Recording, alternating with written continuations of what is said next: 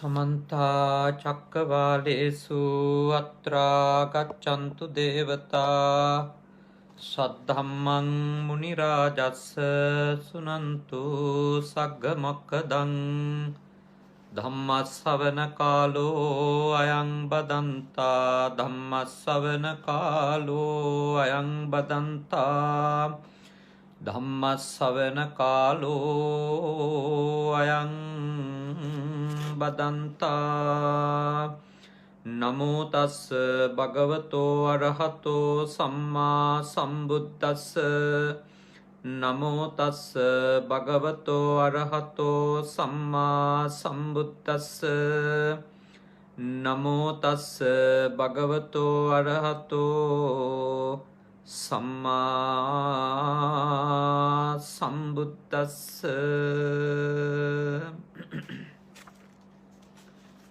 කාරුණික ශ්‍රද්ධාකාමී පින්වතුනි, අදත් අපේ පින්වත් පිරිස බුද්ධ පුතුන් Facebook පිටුව සමග මුහුණු පොත සමග එකතු වෙලා සිටින්නේ.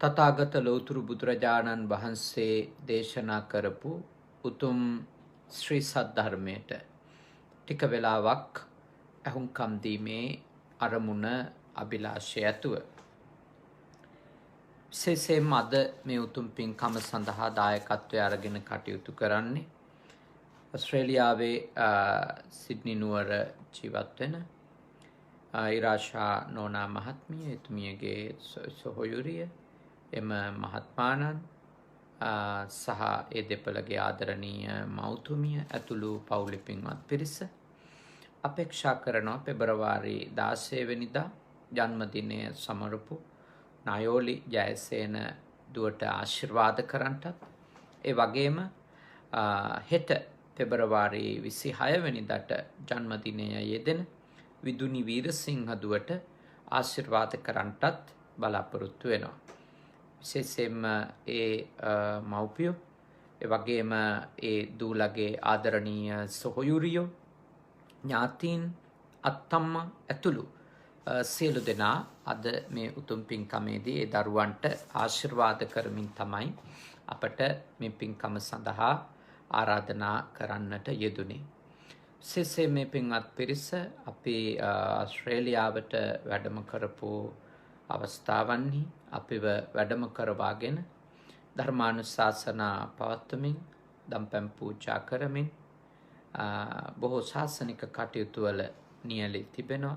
ඒ විතරකුත් නෙමෙයි, අපේ ආර්යනිකේතන භික්ෂු පුහුණු මධ්‍යස්ථානයේ ශ්‍රද්ධාවන්ත දායකයින් ලෙස ඒ පින්වත් පිරිස විදේශගතව සිටියත් කටයුතු කරනවා. අපේ කුඩා සායනහන්සලගේ අධ්‍යාපන කටයුතු දියුණු පවුණු කරන්නට තමන්ගේ ශක්ති ප්‍රමාණයෙන් ඒගොල්ලෝ දායකත්වය සලසා දීලා කටයුතු කරන සදහැවත් පිරිසක්. ඉතින් අපි තාම සතුටු වෙනවා අපේ මුහුණු පොත සමග එකතු වෙලා සිටින, ඒ වගේම බුද්ධ පුතුන් YouTube නාලිකාව සමග එකතු වෙලා සිටින ඔබ හැම දෙනා වෙනුවෙන් මේ වගේ ධර්මානුශාසනා පවත්වන්න විවිධ අය දායකත්වය අරගෙන කටයුතු කිරීම පිළිබඳව බොහෝ දෙනෙක් විමසනවා කොහොමද මේ වගේ පින් කටයුත්තක දායකත්වයක් ගන්න කියලා. අපේ බුද්ධ පුතුන් Facebook පිටුවේ බුද්ධ පුතුන් මුහුණු පොතෙහි ආරණිකේතන භික්ෂු පුහුණු මධ්‍යස්ථානයේ දුරකථන අංකය තිබෙනවා. ඒ ස්ථානයට කතා කරාට පස්සේදී ඔබට ඒ සඳහා අවශ්‍ය කරන සම්බන්ධීකරණ කටයුතු සිදු කරගන්නට අවස්ථාව ලැබෙනවා. ඉතින් පින්වත් පිරිස වෙනුවෙන් අද මේ සිදු කරන ධර්මානුශාසනාවේදී මම කල්පනා කළා ඊටාම වටින මාතෘකාවක් ඔබත් එක්ක සාකච්ඡා කරන්න. ඒ තමයි දැන් මේ ජීවත් වෙන්න පහසු කාටද ජීවත් වෙන්න අපහසු කාටද කියලා බුදුරජාණන් වහන්සේ සිත කරපු ඊටාම වටින විවරණයක්. ජීවිතේ පවත්වගෙන යන එක පහසු කාටද, ජීවිතයක් පවත්වගෙන යන එක අපහසු දුෂ්කර කාටද කියලා බුදුරජාණන් වහන්සේ දේශනා කරලා තිබෙනවා. ඇත්තටම ඔබගේ සමහර වෙලාවට තිබෙන එක්තරා ආකාරයකට දුක්ගැනවිල්ලක් මං විශ්වාස කරනවා ලිහිලා යාවි.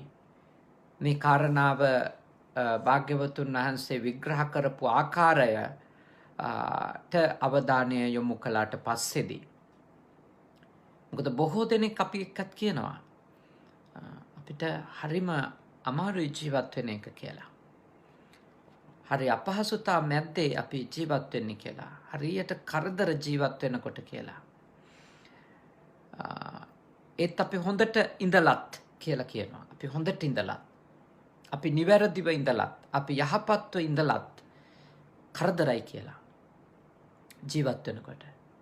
ඊළඟට සමහරු ගැන කියලා කියනවා අරගොල්ලෝ හොඳ වැඩ කරන්නෙත් නෑ. කරන්නෙම අයහපත් වැඩ.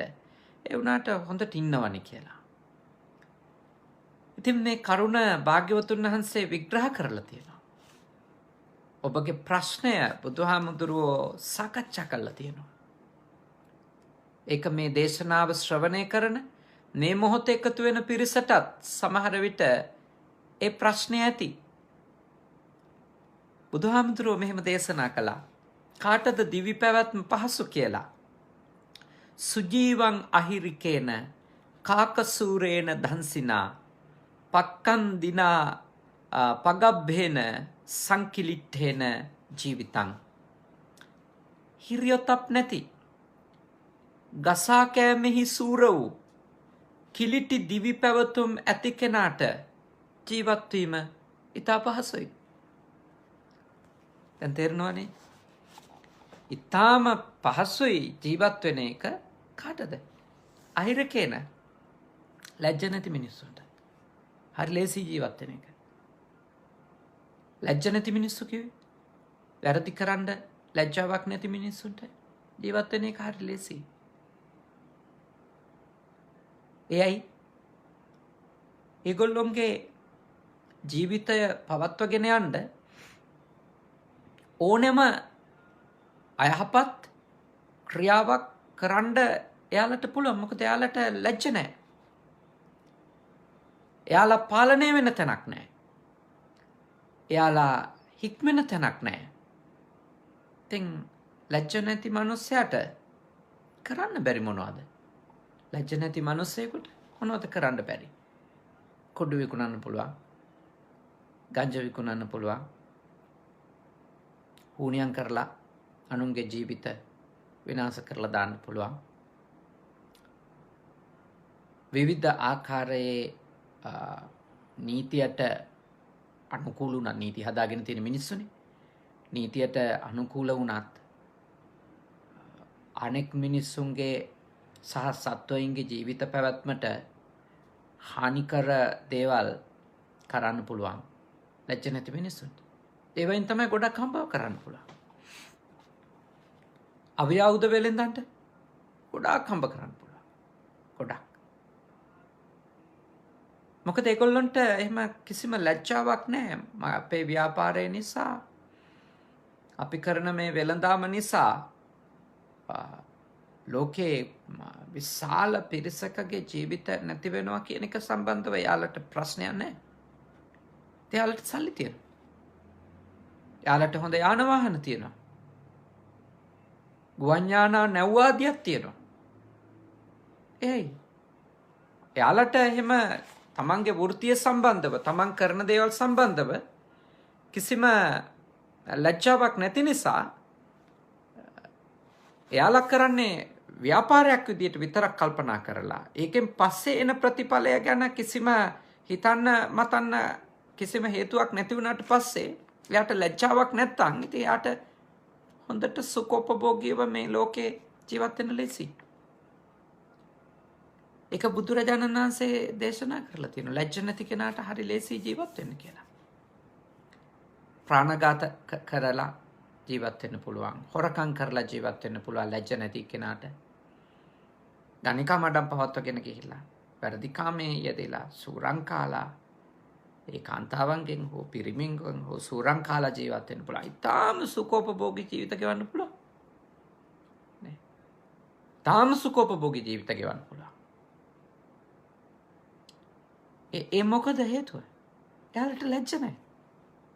බොරු කියලා, කේලම් කියලා, බිඳවලා, අනුන්ගේ දේවල් තමන්ගේ කරගන්න ව්‍යාපෘති කරලා හරි හොඳට ඒගොල්ලෝ ජීවත් වෙනවා. හොඳට කියන්නේ සල්ලි තියෙනවා. බලය තියෙනවා. ඉඩකඩම් යාන වාහන තියෙනවා. ඒගොල්ලෝ පහසුවෙන් ජීවත් වෙන අය. පහසුවෙන් ජීවත් වෙන බොහොම සුඛෝපභෝගීව ජීවත් වෙන්න කෙනෙකුට පදනමක් හම්බ වෙන එක කරුණක් තමයි එයාට ලැජ්ජ නැතිකම. දෙවැනි කාරණය භාග්‍යවතුන් වහන්සේ දේශනා කරනවා කාකසූරේන දන්සිනා. ඒ කිව්වේ මේ කපුටෙක් වගේ ගසා කන්න හැකියාව තියෙන එක. කපුටෙක් වගේ ගසා කන්න. දැන් කපුටෝ අනුන්ගේ දේවල් ගසා කන්න දක්ෂයිනේ. කපුටෙක් වගේ ගසා කන්න. ඉතින් ඒ කපුටෙක් වගේ ගසා කන්න දක්ෂයි නම් ඉතින් එයත් බොහොම පහසුවෙන් ජීවත් වෙනවා. මේ ලෝකේ පහසුවෙන් ජීවත් වෙනවා. අනුන්ගේ දේවල් ගසා කන මිනිස්සු ඔබ දකින්නේ නැද්ද? බොරු කරලා කට්ටකම් කරලා අර කපුටා මේ දේවල් ඒ අනුන්ගේ දේවල් අරගෙන පියඹන. අනුන්ගේ දේවල් අරගෙන පියඹන කපුටෝ. ඒ වෙන සතෙකුට අයිති වෙන්න පුළුවන්, මිනිසෙකුට අයිති වෙන්න පුළුවන්. එහෙම ඒ කපුටෙක් වගේ ගසා කනවා කියලා බුදුරජාණන් වහන්සේ කාකසූරේන දන්සිනා කියලා වචනය පාවිච්චි කරනවා. කියන්නේ කපුටෙක් වගේ අනුන්ගේ දේ ගසා කන්න සමර්ථ කෙනෙක් නම් එයාටත් ජීවිතේ පවත්වාගෙන යන එක පහසුයි. ජීවත් වීම පහසුයි. කපුටෙක් වගේ නම්. يعني කපුටටත් ඕන කුණක් කන්න පුළුවන්. ඕනම අපිරිසිදු දෙයක් එයාට මේ උස්සන් යන්න පුළුවන්. ඕනම පිරිසිදු දෙයකුත් උස්සන් යන්න පුළුවන්. එයාට ඒකේ මේ වෙන් කිරිලි මොකුත් නැහැනේ. මලකුණෙත් වහගෙන කනවා. කසල ගොඩෙත් වහගෙන කනවා. පහන් තීරෙත් අරන් යනවා. මෙහෙම ගත්තාම මේ එයාට අනුන්ගේ දේවල් උස්සන් යන එක ප්‍රශ්නයක් නැහැ. අනුන්ගේ දේවල් තමන්ගේ කරගන්න එක ගැන කිසිම ආකාරයක විඳවිල්ලක් අසහනයක් නැහැ. එහෙම අය මේ ලෝකේ ඉන්නවා. අනුන්ගේ දේවල් ගසා කන අය. යාළුවන්ට අයිති ඒවා. නෑදෑයින්ට අයිති ඒවා. සමහරවිට අම්මට තාත්තට අයිති ඒවාත් නේ. අම්මට තාත්තට අයිති ඒවා. සමහර වෙලාවට සමහර අම්මලා තාත්තලා දරුවන්ට අයිති ඒවා වුණා. එහෙම ගසා කන වෙලාවල් තියෙනවා. ඊළඟට රටවැසියට අයිති දේවල් ගසා කන පාලකයෝ ලෝකේ ඉන්නවා. රටවල් වල ඉන්නවා. පොදුවේ පලාතක මිනිස්සුන්ට අයිති දේවල් ගසා කන බලවත් භාවයට පත්වෙච්ච මිනිස්සු ඉන්නවා. දේශපාලනිකව නොවෙන්න පුළුවන්. නමුත් මරකමෙන් දරුණු අවියාවුද සහිතව ජීවත් වෙමින් අනුන්ගේ දේවල් ගසා කන අය ඉන්නවා. හැම රටකම ඉන්නවා. හැම රටකම ඉන්නවා. ගැන් කියලා ඉන්නවා මේ ලෝකේ බටහිර රටවල් වල, යුරෝපේ රටවල් වල ලොකු බයික් වලින් මහ රංචු පිටින් යන්නේ. මෙහෙත් එහෙම ඉන්නවා. ඒගොල්ලන්ට නමක් කියන මට ඒක මතක නැහැ.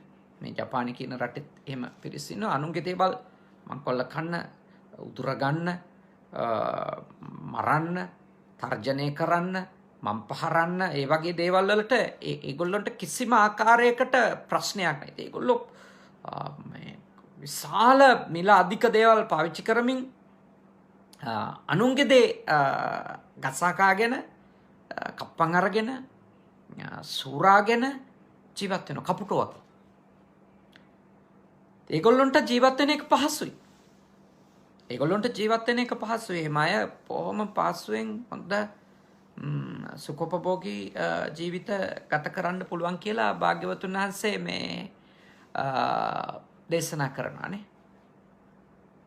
භාග්‍යවතුන් වහන්සේ දේශනා කරනවා ඒ අය බොහොම සුඛෝපභෝගී ජීවත් වෙන්න පුළුවන්.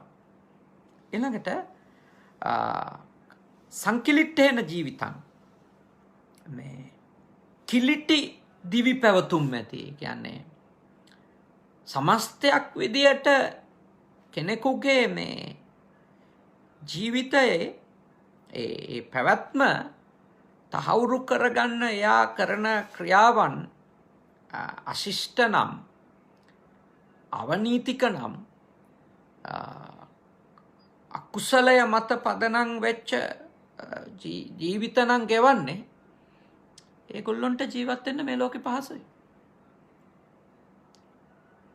ඒ වගේ අය තමයි භාග්‍යවතුන් වහන්සේ දේශනා කරන්නේ මේ හොඳට ජීවත් වෙනවා කියලා. පහසුවෙන් ජීවත් වෙනවා. මේ සැපට ජීවත් වෙනවා කියන්න බෑ.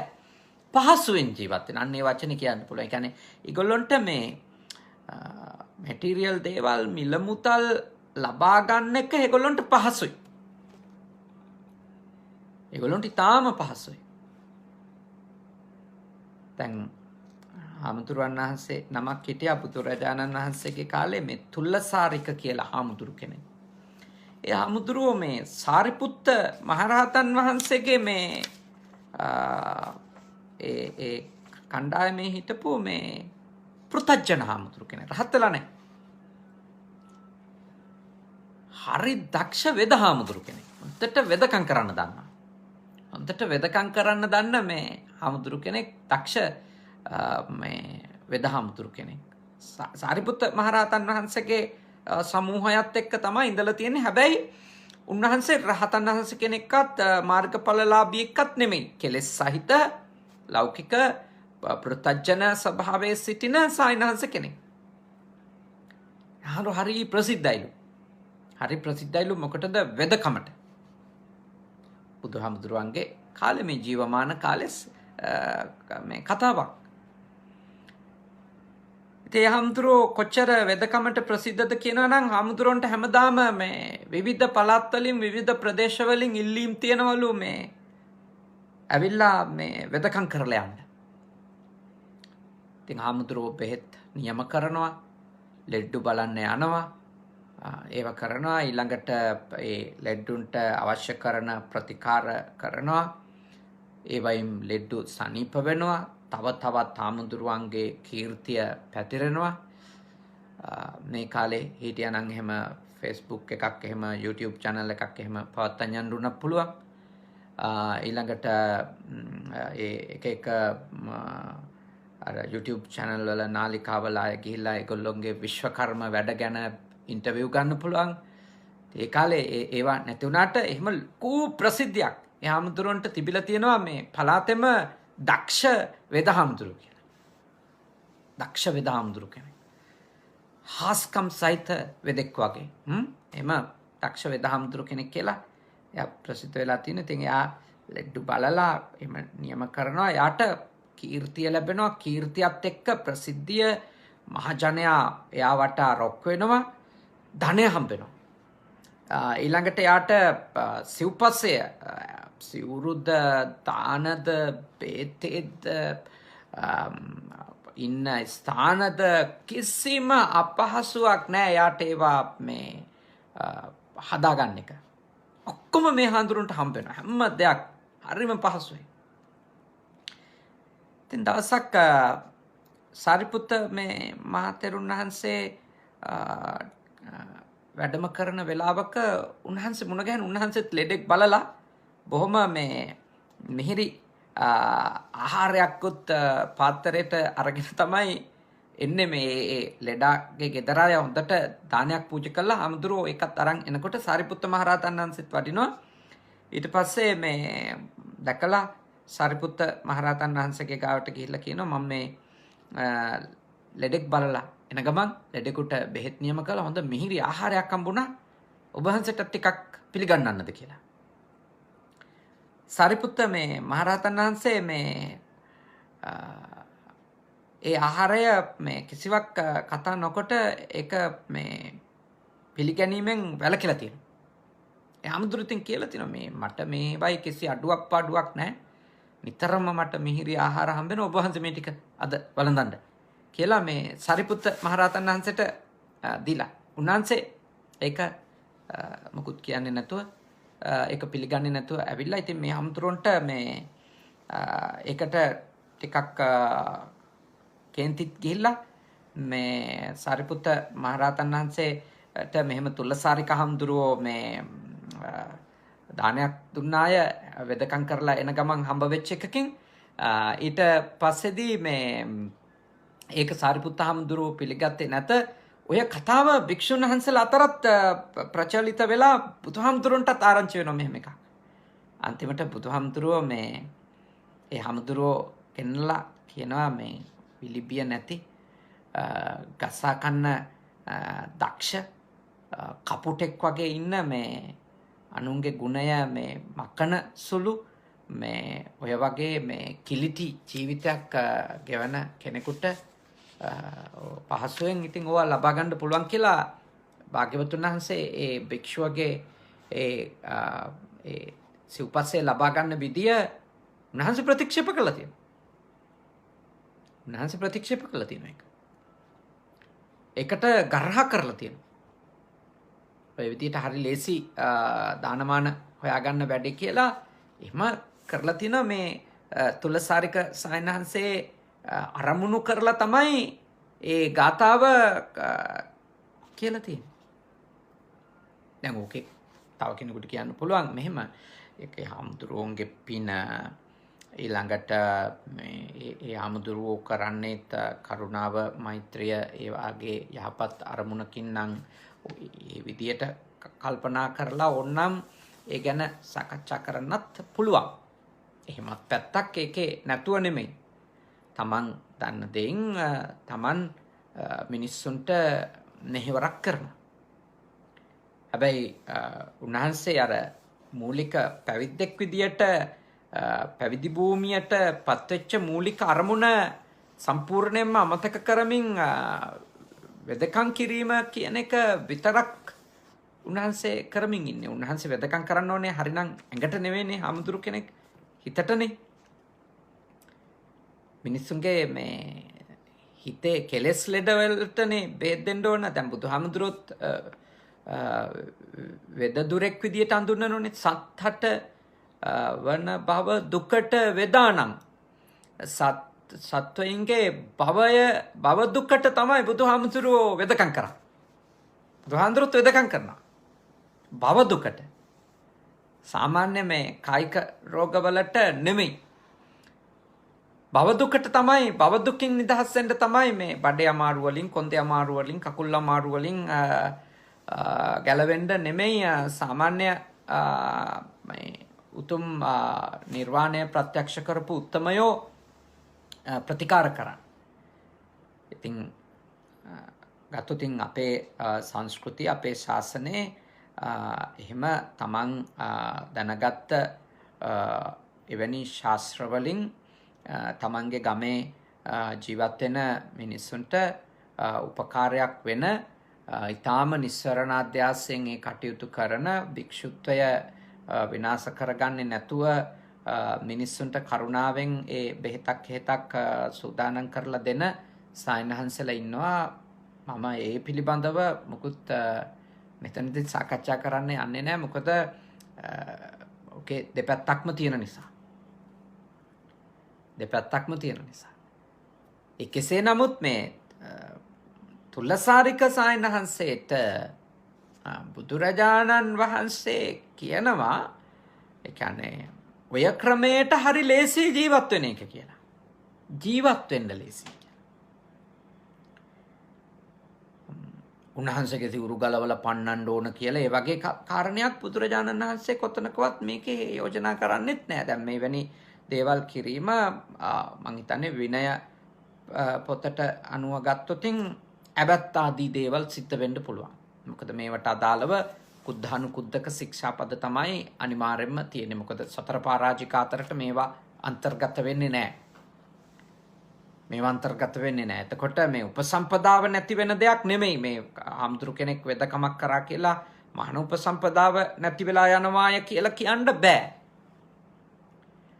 හැබැයි අර භික්ෂුන් වහන්සේ නමකගේ මූලික අරමුණවන් සබ්බ දුක්ඛ නිස්සරණ නිබ්බාන සච්චි කිරියයි කරණත්තාය.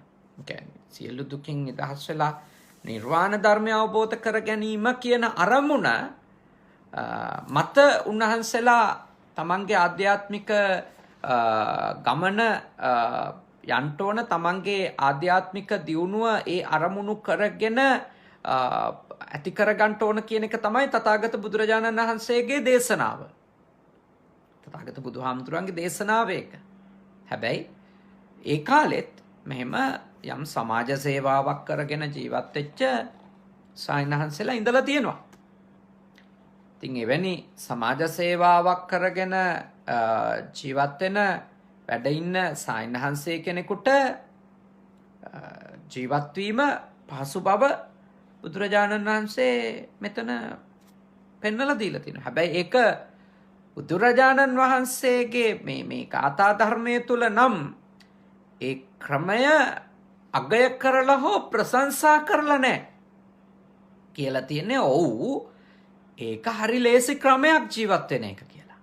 ඒ විදිහට හරි ලේසි ජීවත් වෙන එක කියලා තමයි බුදුරජාණන් වහන්සේ දේශනා කළා තියෙන්නේ. මෙතන සරලව අපි තේරුම් ගන්න ඕන මේකයි.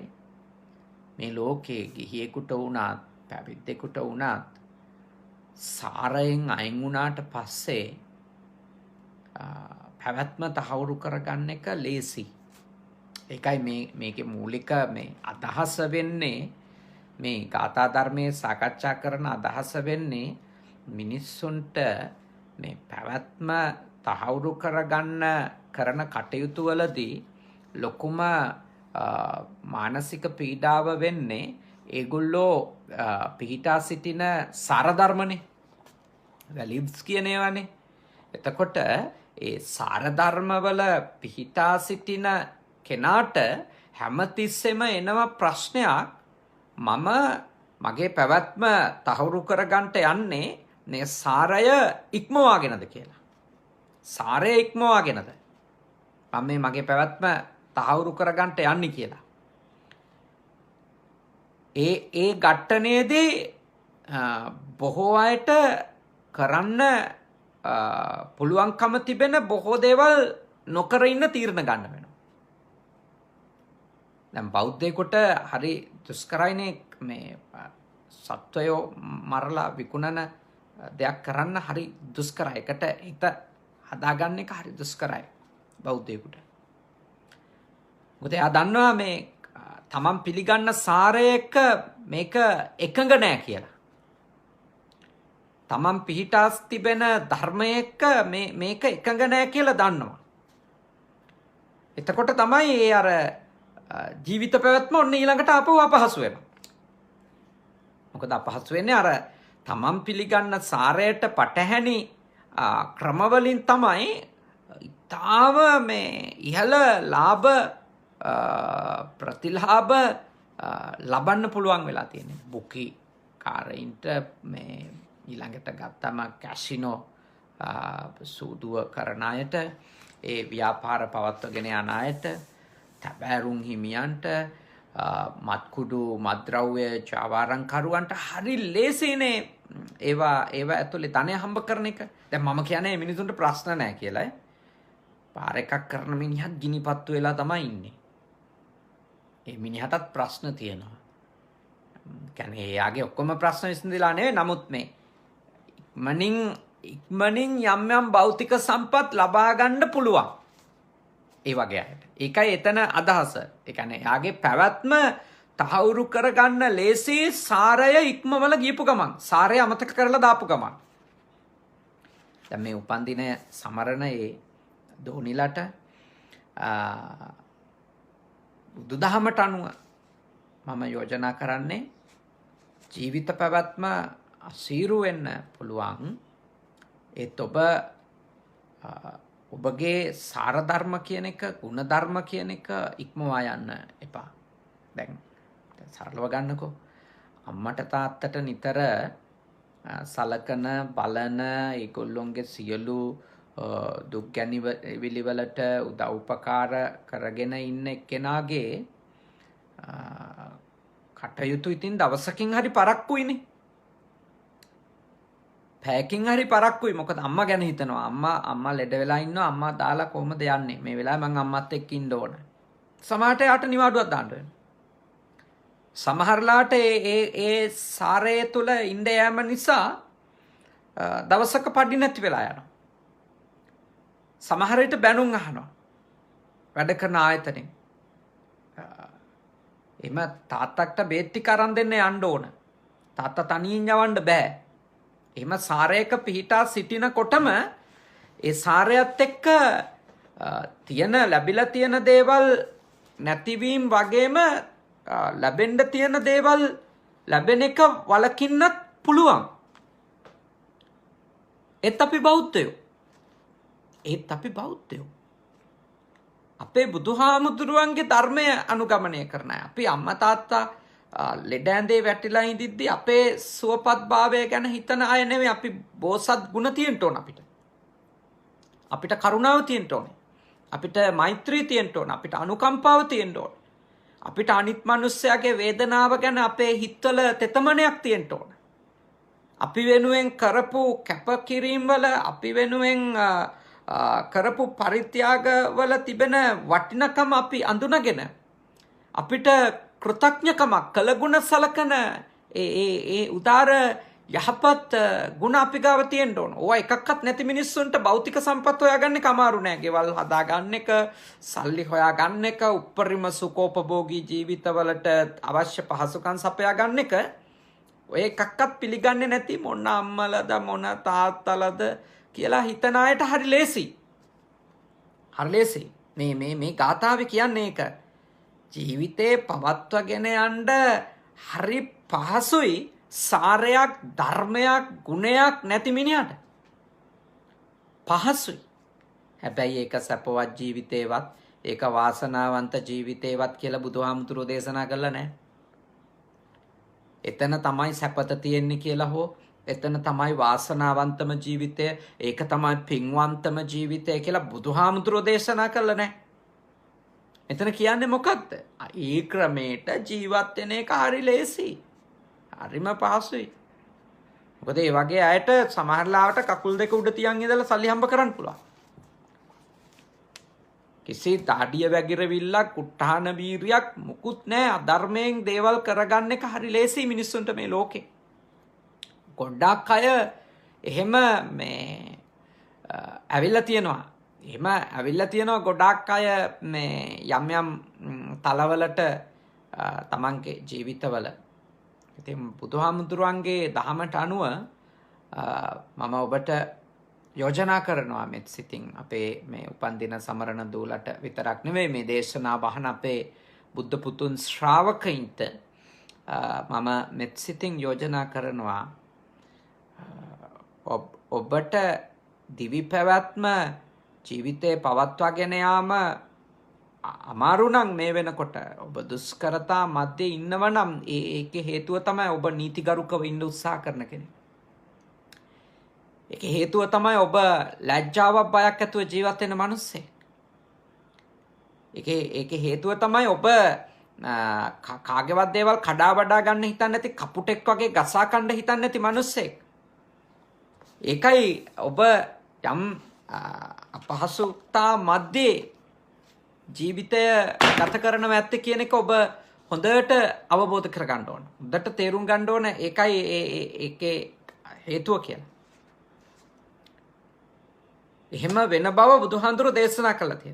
එහෙම වෙන බව බුදුහාඳුරෝ දේශනා කළා තියෙනවා. යහපත්ව ජීවත් වීම කියන එක ලේසි පහසු දෙයක් නෙමෙයි. හරි දුෂ්කර දෙයක් යහපත්ව ජීවත් වෙනවා කියන එක. මොකද ගොඩාක් ලෙඩ වැටෙන්නේ යහපත් එක්කෙනාට. ගොඩාක් ප්‍රශ්න ඇති වෙන්නේ යහපත් එක්කෙනාට. කාට හරි හොඳක් කරගෙන ඉන්න එක්කෙනාට තමයි ඔක්කොම ඇවිල්ලා ප්‍රශ්න ඇති කරන්නේ. මොකද මේ ලෝකය තුල බලවත් අයහපත් බව. පාපය තමයි බලවත් ලෝකය තුල. කුසලය නෙමෙයි. බලවත් පාපය. ඇත්ත නෙමෙයි බලවත්. බොරුව තමයි බලවත්. බොරුව තමයි බලවත්. එතකොට මේ බලවත් දේ ඇතුලේ ඉන්න කණ්ඩායම හැමතිස්සෙම බොහොම ඉහළින් අධිවේගී ගමනක් යනවා. මොකද ඒගොල්ලොන්ට ධර්මයක්, සාරයක්, සදාචාරයක් මුකුත් නැහැ. ඒගොල්ලෝ ආගමික කාරණා ඒව මොනවත් සලකන්නේ නැහැ. ඉතින් මම ඔබට මෙත්සිතින් මේ යෝජනා කරන්නේ තාම කරුණාවෙන් දයාවෙන් යුක්තව ඔබට සිහිපත් කර සිටින්නේ ඔබ අවබෝධ කර ගන්න ඕනේ මේ අපේ මනුෂ්‍ය ජීවිතය ගත කරද්දී තියෙන අපහසුතා යනු නිවැරදිකම තමයි. අපහසුතාව ඔබට පැමිණිලා තිබෙනවා නම් ඒ ඔබේ යහපත්කමත් එක්ක ඇවිල්ලා තියෙනවා. ඒ ඔබේ යහපත්කමත් එක්ක. පහසුකමක් නැති ජීවිතයක නම් ඔබ ඉන්නේ එක ප්‍රබල හේතුවක් තමයි ඔබ නීතිගරුකව ඉන්නවා. නීතිගරුකව ඉන්නවා. නිවැරදිව ඉන්නවා. එතකොට දුෂ්කරයි. ඒ නිසා හොඳට මේ අවබෝධ කරගන්න දේවල්. හොඳට අවබෝධ කරගන්න. හොඳට තේරුම් ගන්න. ඊළඟට බුදුරජාණන් වහන්සේ දේශනා කළා දිවි පැවැත්ම අපහසු කාටද කියලා. හිරි මතාච දුජ්ජීවං නිච්ඡං සුචි ගවේසිනා අලිනේ නප්ප ගබ්බේන සුද්ධා ජීවේන පස්සතා විලිබිය ඇති. ඒ කියන්නේ ලැජ්ජ බය දෙක තියෙන පිරිසිදුව කටයුතු කරන, ඒ කියන්නේ අයහපත් ජීවිතයෙන් අයින් වෙච්ච නේ, අයහපත් ජීවිතයෙන් අයින් වෙච්ච නිතර නිවැරදි දිවි පැවතුම් ඇති කෙනෙකුට ජීවත් වීම ඉතාම දුෂ්කරයි කියලා බුදුරජාණන් වහන්සේ දේශනා කරනවා. ඉතාම දුෂ්කරයි. ඒ කියන්නේ යහපත් කෙනාට ලැජ්ජාවක් බයක් ඇති මනුස්සයාට ජීවිතයක් පවත්වාගෙන යන එක හරි අමාරුයි. හරි දුෂ්කරයි කියලා. පිරිසිදුව කටයුතු කරනවා නම් දුෂ්කරයි. ඒකනේ සාරිපුත්ත මහරහතන් වහන්සේට නොලැබෙන තරම් ප්‍රණීත ප්‍රත්‍යපහසුකම් අර සායනහන්සේට ලැබෙනවනේ. උන්වහන්සේ වෙන ලෞකික කටයුතු වල නියැලී ඉන්නවා. උන්වහන්සේට ලැබෙන පහසුකම් සාරිපුත්ත මහරහතන් වහන්සේට ලැබෙන්නේ නැහැ. උන්වහන්සේට එක ගෙදරකට ගියාම වෙදකම් කරලා ඉවර වෙනකොට ඒ පහසුකම් ටික හම්බ වෙනවා. ඒ ජීවිතේ පහසුයි ඇත්තටම. හැබැයි නිර්වාණය ප්‍රත්‍යක්ෂ කරපු උත්තමයෙක් සාරිපුත්ත මහරහතන් වහන්සේ. උන්වහන්සේ පිණ්ඩපාතයෙන් ලැබෙන දෙයක් උන්වහන්සේ වළඳනවා ගෙයින් ගෙට වැඩම කරලා. හෝ මිනිස්සෙක් කවුරු හරි කෙනෙක් පිළිගන්නන දෙයක් වළඳලා වැඩ ඉන්නවා. ඒක ඊටාම දුෂ්කරයි. ඊටාම දුෂ්කරයි. මොකද අර විශේෂයෙන් අර වගේ Tamanට ලාභයක් කරලා දීපු හාමුදුරු කෙනෙකුට දානයක් පූජා කරන කෙනා නේ, කැම වේලක් පිරිනමන කෙනා Tamanට උදව්වක් කරපු කෙනෙකුට ඒක උපරිම මිහිරට හදලා දෙනවා. හැබැයි සාමාන්‍ය එවන පුද්ගලික ලාභයක් නැත්තම් සායනහන්ස කෙනෙකුගෙන් එවැනි සායනහන්ස කෙනෙකුට උනත් සමහර වෙලාවට ලැබෙන්නේ ගෙදර තියෙන දෙයක් තමයි පිණ්ඩපාතේ වැඩියෙන් ලැබෙන්නේ සමහරට. ඒ ඇත්තන්ට කැමට හදාගත්තු දෙයක් වෙන්න පුළුවන් පිණ්ඩපාතේ වැඩියට පස්සේ ලැබෙන්නේ. ඒ අමාරුයි සිව්පස්සේ ලබා ගන්න එක. යාපත් නිවැරදි උතුම් ප්‍රබුද්ධ ජීවිත ගෙවන අයට ජීවිත පැවැත්ම ඉතාම අමාරුයි. මොකද ඉක්මනින් පොසත් වෙන්න බෑ. ඉක්මනින් ධනවත් වෙන්න බෑ නිවැරදිවම යන අයට.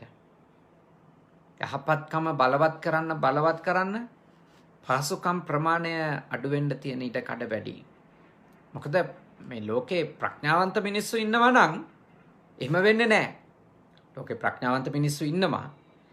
එහෙම ඉන්නවනම් අර යහපත් කෙනාගේ අපි කිමුකෝ සායනාංශ කෙනෙක් කියලා යහපත් උතුම් ගති ඇති සායනාංශලට ප්‍රතිපහසුකම් ලබා ගැනීම දුර්ලභ වෙන්නේ නැහැ, අපහසු වෙන්නේ නැහැ ප්‍රඥාවන්ත මිනිස්සු ඉන්නකොට.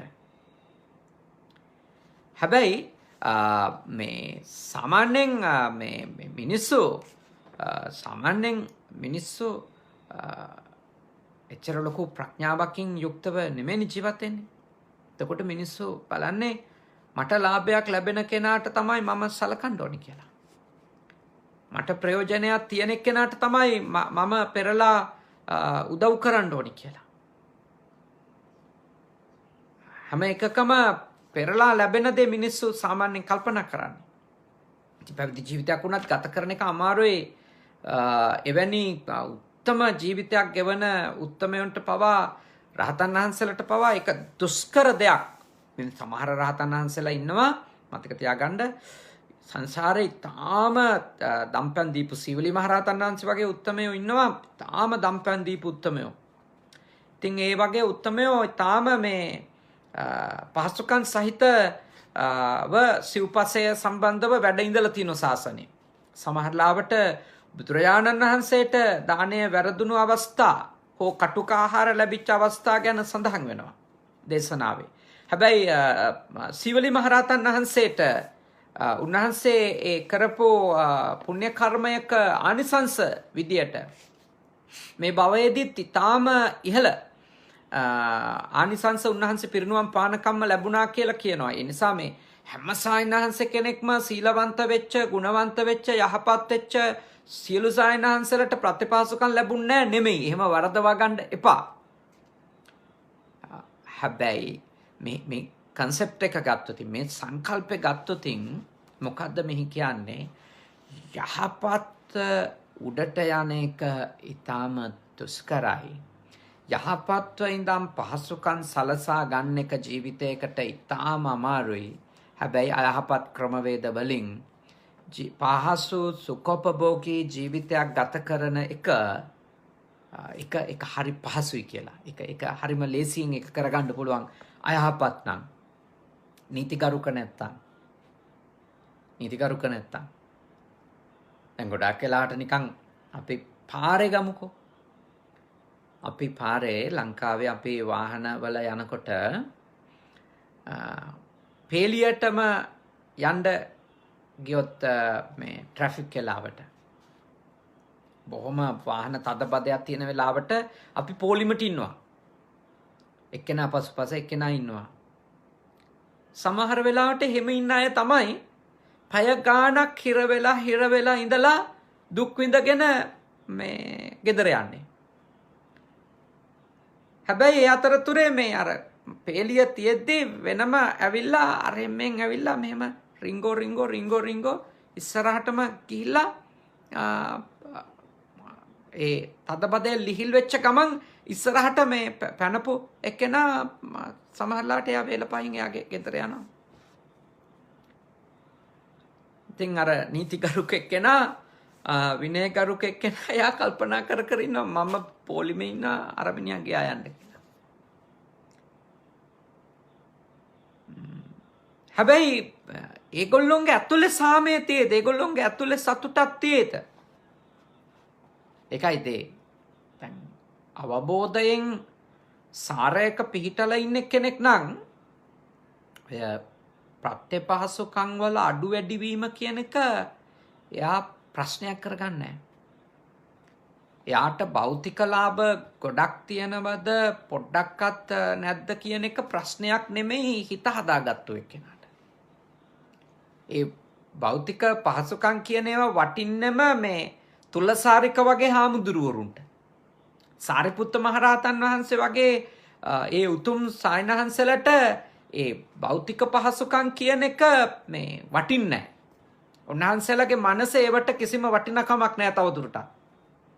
උන්වහන්සේලාගේ මනස ඒවයින් නිදහස් වෙලා ඉවරයි. ඒ නිසා අරක වටින්නේ නැහැ. තුලසාරික සායනහන්සට ඒක වටිනවා. මොකද උන්වහන්සේගේ මනස තාම නිදහස් නැහැ. එතනින් නිදහස් නැහැ. එතකොට මේ ඒ ලෞකික දේවල් වල තියෙන මේ ආස්වාදයේ ආහාරවල හරි ඇඳුම්වල හරි යාන වාහනවල හරි සල්ලිවල හරි තියෙන ඒ ආස්වාදය පිළිබඳව යථාර්ථය ප්‍රත්‍යක්ෂ කරපු එක්කෙනාට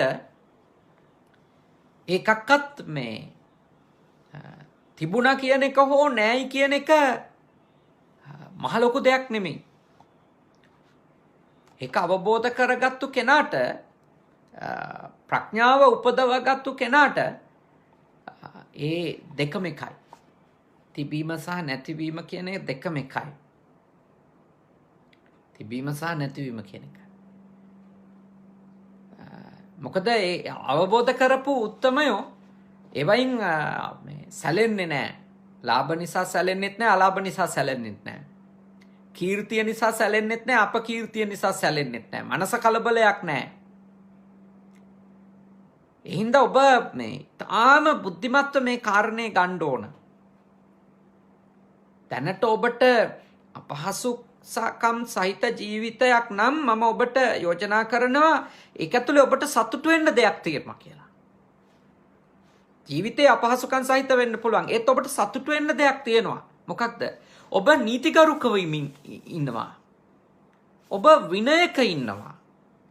ඔබ සදාචාරයක ඉන්නවා. ඔබ සාරයක ඉන්නවා. ඔබ අවබෝධයෙන් නම් එතන ඉන්නේ. ඒක ඔබට සතුටු වෙන්න පුළුවන්. ගොඩාක් භෞතික සම්පත් නැති කෙනෙකුට තියෙන සතුටක් ඔබට ඔබේ හිතේ තියෙන්න පුළුවන්. මොකද ඔබ ගිනි ගෙඩි දීලා නැහැ. අනුන්ගේ දේවල් කඩා වඩාගෙන නැහැ. හොරොප්පු හදාගෙන නැහැ. අනුන්ගේ දේවල් කඩා වඩා ගන්න උසාවි ගානේ ගිහිල්ලා අවුරුදු ගණන් නඩු කියලා නැහැ. ඔබට සතුටින් ඉන්න පුළුවන්. ඔබ අනුන්ට අයිති වෙන්න තිබිච්ච දෙයක් බිඳවලා කොටවලා හුනියම් කරලා ඒ මිනිස්සු පන්නලා මිනියලු දාලා නූල් පන්නලා ඔවා කරලා මේ මිනිස්සු පන්නලා තමන්ගේ කරගෙන නැහැ. ඒ ඔබට සතුට වෙන්න පුළුවන්. ඔබට තියෙන සැනසෙල්ල ඒ වගේ දේවල් කරලා මහා සම්පත් ගොඩක් තියෙන මිනිහෙකුට නැති වෙන්න පුළුවන්. මොකද යාට ගොඩාක් දේවල් තිබුණට එයාගේ ඇතුළ කොයි වගේද කියලා අපි කොහොමද දන්නේ? මොකද ගොඩාක් දේවල් තියෙන මිනිස්සු ඉන්න මහා භෞතික සම්පත් තියෙන මිනිස්සු ඉන්න රටවල් වල මානසික විඩාව හරි අධිකයි.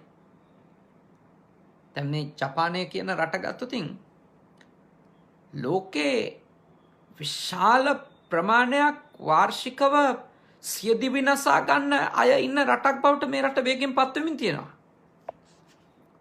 භෞතික සම්පත් හැමෝටම තියෙනවා. රැකිරක්ෂා තියෙනවා. ආර්ථිකය සැලකිය යුතු ස්ථාවර මට්ටමක මේ රටේ අවුරුදු ගාණක් තිස්සේ පවත්වාගෙන යන 60 70 දශකෙ තිබිච්ච විශාල ආර්ථික මේ ජයග්‍රහණ දැන් මේ රටේ පේන්න නැහැ.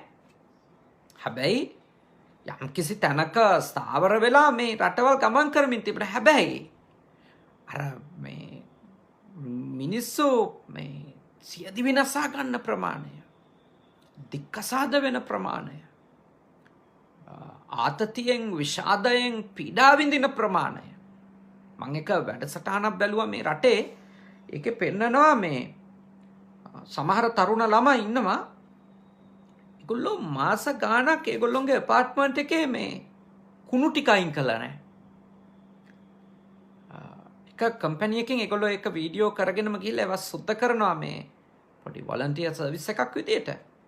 ඒ තරුණයි ඉන්නවා. ඒගොල්ලෝ කාපුවා ඒ තැන්වල දාලා මේ ඒගොල්ලෝ කම්පියුටරේට වෙලා ඉඳලා වැඩට යනවා එනවා කුණු ටිකවත් අස් කරනවා. ගෙවල් වල කුණු ගොඩවල් ගොඩ ගැහිලා. ඇවිදගෙන යන්න ඉඩ නැහැ සමහර කාමරවල. ඒක පෙන්වුවා වීඩියෝ එකක නිවුස් වලට ගියා මේ රටේ. කියන්නේ මානසිකව විශාල පිරිහීමකට ගිහිල්ලා. එහින්දා මම ඔබට යෝජනා කරනවා මේ භෞතික සම්පත් තිබීම කියන එක මත කවුරු හරි කෙනෙක් හරිම සැනසෙල්ලේ ඉන්නවා වගේ අදහසක ඉන්න එපා. යම්කිසි රටක සමාජයක භෞතික සම්පත් තිබෙනවාය කියන එක මත ඒගොල්ලෝ ඊටාම තෘප්තිමත් જાතියක් කියලා කියන්න බෑ. හින්දා ඔබට දේවල් ඔබ සාධාරණව ඉන්නකොට ඔබෙන් ගසා කන අය වැඩි වෙනවා. ඒක තමයි ස්වභාවය.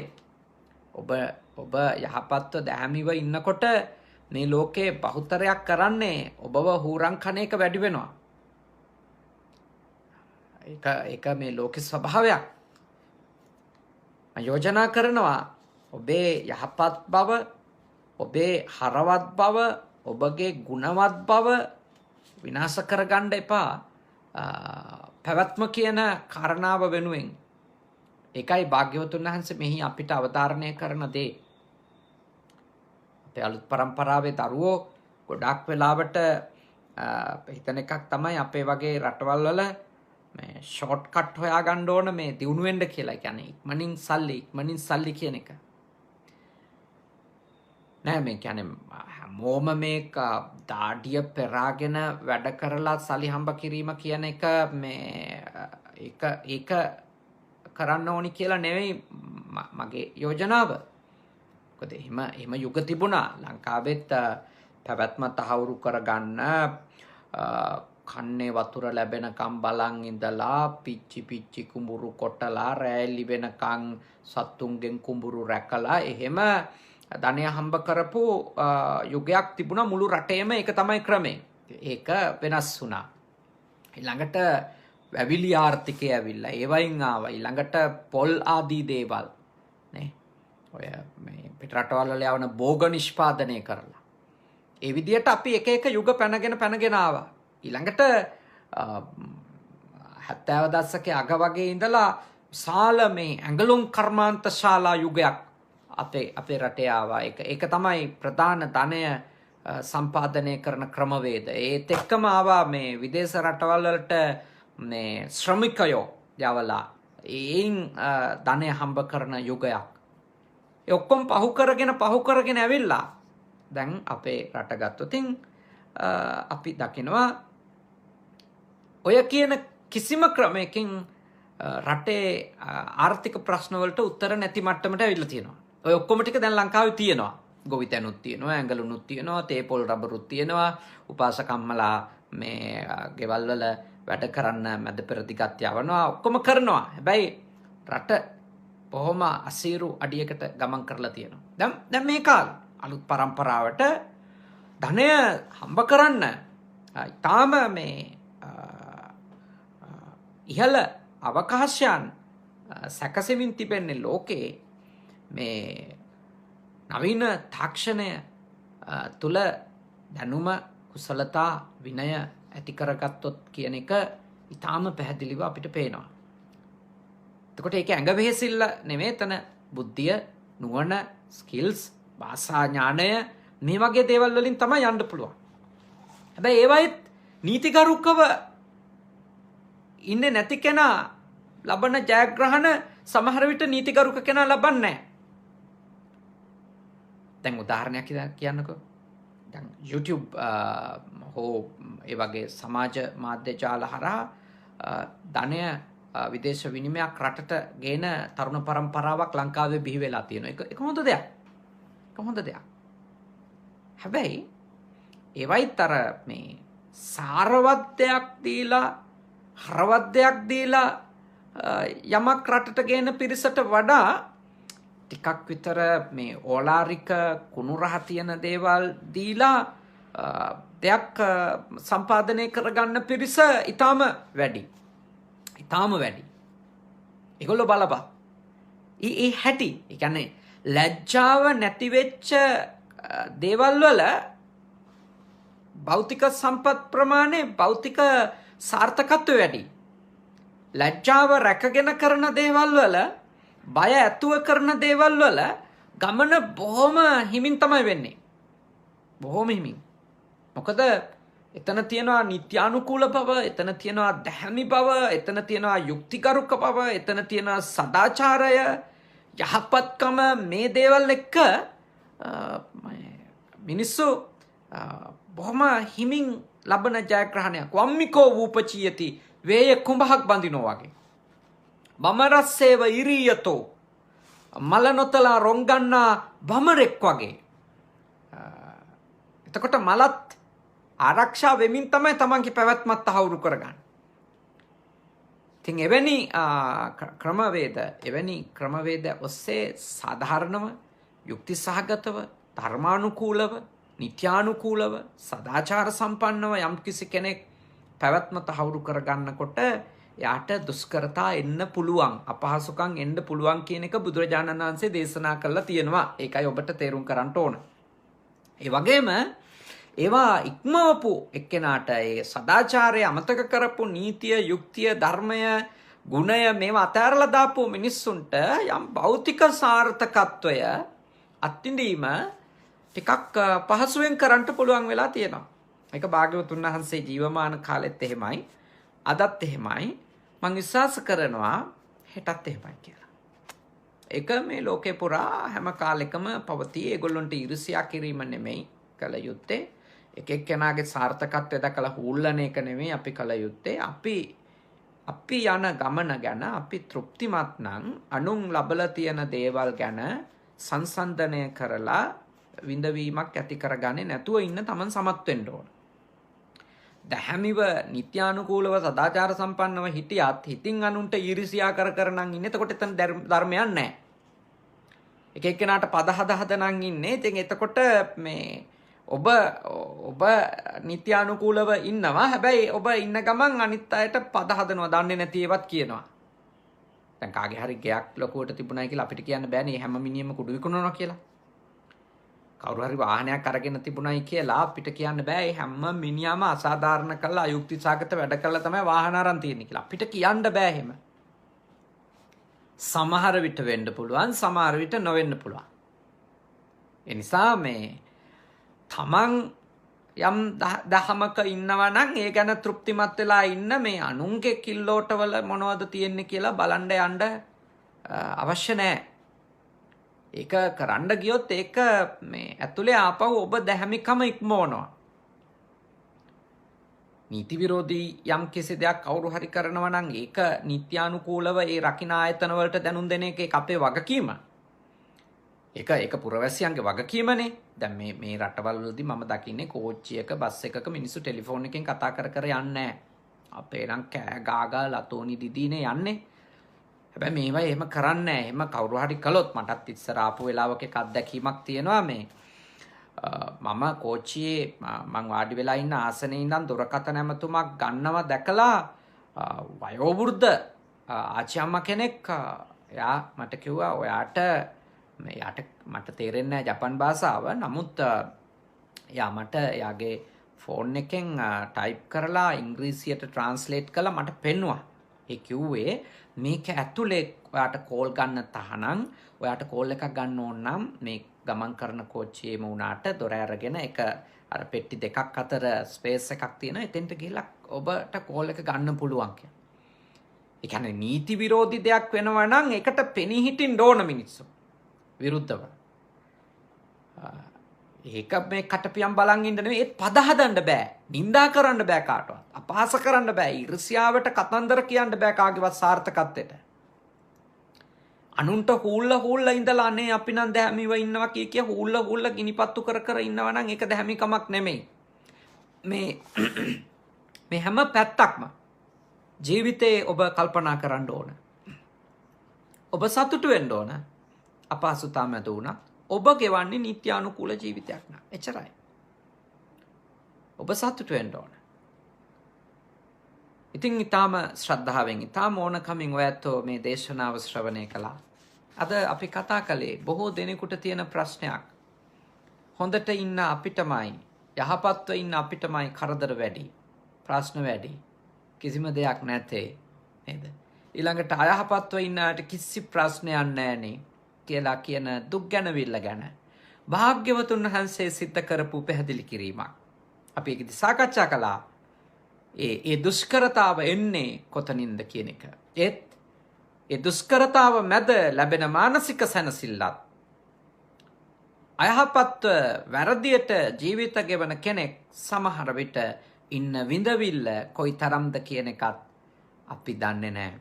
ඒ නිසා අපි කාගේවත් සාර්ථකත්වය හෝ අසාර්ථකත්වය ගැන, ඒ තුල වුන් ලබන මානසික සැනසෙල්ල ගැන නිගමන දෙන්නේ නැතුව තාම බුද්ධිමත්ව අපේ දුෂ්කරතා මැද්දේ වුවත් අඛණ්ඩවම යහපත් බව තුල පිහිටා සිටින්නට වීරිය කරමු කියන එක තමයි මේ දේශනාවේ ඔබට සිත කෙරෙන අවසන් යෝජනාව වන්නේ. ඉතින් ඊටාම ශ්‍රද්ධාවෙන් අද මේ පින්කම කරගන්න ඕස්ට්‍රේලියාවේ සිඩ්නි නුවර ජීවත් වෙන ඉරාෂා මහත්මිය එතුමියගේ සොහොයුරිය ඒ සොහොයුරියගේ මහත්මාණන් ඇතුළු කොට පවුලේ අය ඒ ගෙදර ඉන්න අත්තම්මා ඉන්නවා අපිට මුණ ගැහිලා තියෙනවා ඒ අය එකතු වෙලා ඒ ජයසේන පවුලේ පින්වත් පිරිස ඊටාම ශ්‍රද්ධාවෙන් මේ පින්කම කළේ නයෝලි ජයසේන පුංචි දුවට එයාගේ වයස මම දන්නේ පෙබරවාරි 16 වෙනිදාට ඒ දුවගේ උපන්දිනය යෙදුණා. ඒ දුවට ආශිර්වාද කරන්නත් හෙට උපන්දිනය සමරනවා විදුනී වීරසිංහ දුව.